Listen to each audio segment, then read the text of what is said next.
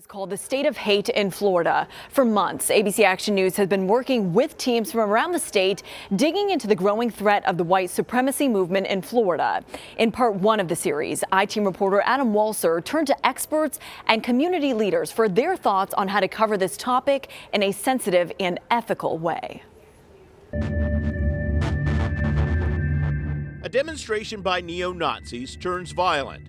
Swastikas displayed outside the Tampa Convention Center. Hateful flyers scattered in local neighborhoods.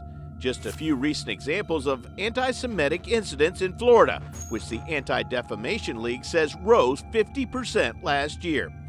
Jonathan Ellis of the Tampa Jewish Community Relations Council says the growing visibility of hate symbols is a concern. Some people, I think, look at it and assume it's a nuisance, that, this is free speech, I'll tolerate it. I think other people will occasionally have a very visceral reaction. They look at this as really, a threat to them, as a personal or property threat. They look at it leading to violence. Ellis believes the news media should responsibly cover the rise of hate groups in our community because he thinks it's important for people to know. I don't think you can have a rise of Nazi activity or white supremacist activity without the news actually covering it and looking into it.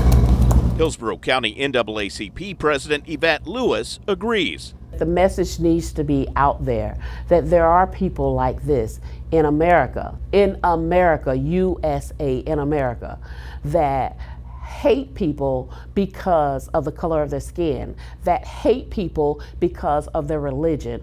Racist phone calls and hate mail to her organization are on the rise. She fears violence may follow, citing an uptick in racially motivated mass shootings. Honestly, I fear my life. I fear my family's life.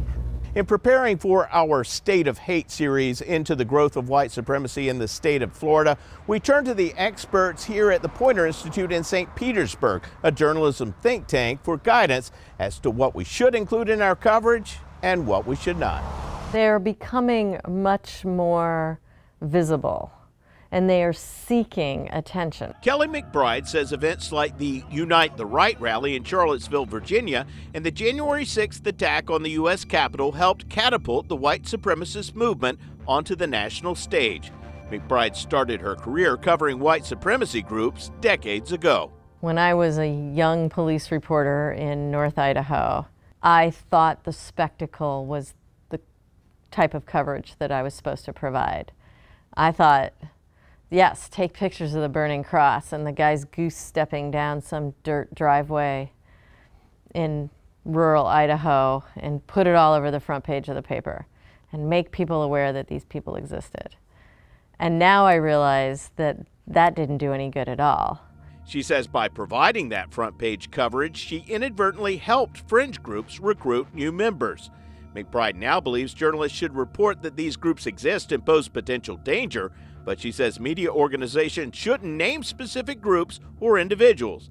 And she also says the public should be aware that some of these groups are becoming more visible with the intention of provoking confrontations and getting media attention. The more information you can give people about their strategy, the more equipped people will be to combat that strategy. ABC Action News is trying to strike a balance between the public's right to know and the belief that coverage will help grow white supremacy groups. After multiple internal conversations, here's what we've come up with. We are reporting about their strategies, including provoking confrontations at demonstrations, so the public can avoid falling into these traps. We are not naming specific groups or individuals whenever possible to avoid giving them a recruiting platform. And you'll be seeing lots of blurred video since we've decided not to show hate symbols on flags, clothing, flyers, or tattoos. Coming up tonight at 6, we'll dig deeper into what's behind the rise of white supremacy, why you should pay attention, and how some are fighting back. I'm I-Team investigator Adam Walser with photographer Matt McGlashan taking action for you.